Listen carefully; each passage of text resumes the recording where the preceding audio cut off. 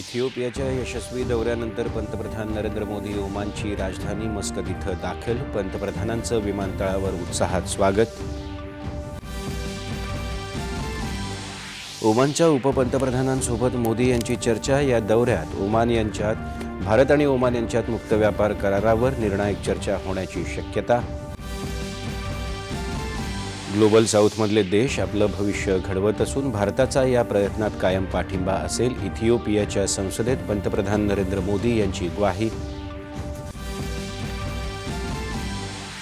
लोकसभेत अणुऊर्जा सुधारणा विधेयक मंजूर. देशाची अणुऊर्जा क्षमता वाढवून नव्या पिढ्यांना स्वच्छ आणि सुरक्षित ऊर्जा देण्यासाठी विधेयक महत्त्वाचं. डॉक्टर जितेंद्र सिंह.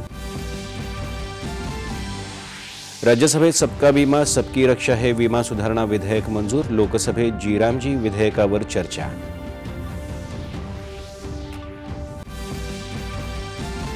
वाढवण बंदराशी संबंधित डहाणू आणि पालघरच्या विकासाचा एक बृहद आराखडा तयार करण्यात येत असल्याची रेल्वे मंत्री अश्विनी वैष्णव यांची लोकसभेत माहिती. भारतीय लष्कराचं सामर्थ्य वाढवणारी 3 अपाचे हेलिकॉप्टर्स लष्कराच्या ताफ्यात दाखल, तर नौदलाच्या ताफ्यातही MH-60 रिओ चॉपर समाविष्ट. राज्यातील गड किल्ल्यांसह संरक्षित स्मारकांवरील सर्व अनधिकृत बांधकामांवर कारवाई करण्याचा राज्य मंत्रिमंडळाचा निर्णय. सांस्कृतिक मंत्री आशिष शेलार यांची माहिती.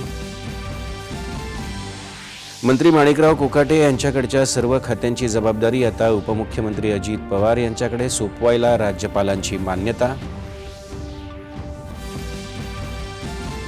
आणि अवघ्या 23व्या वर्षी भारतीय टेरिटोरियल आर्मीमध्ये दाखल झालेल्या पहिल्या महिला अधिकारी लेफ्टनंट सई जाधव यांचं मुख्यमंत्री देवेंद्र फडणवीस यांच्याकडून अभिनंदन.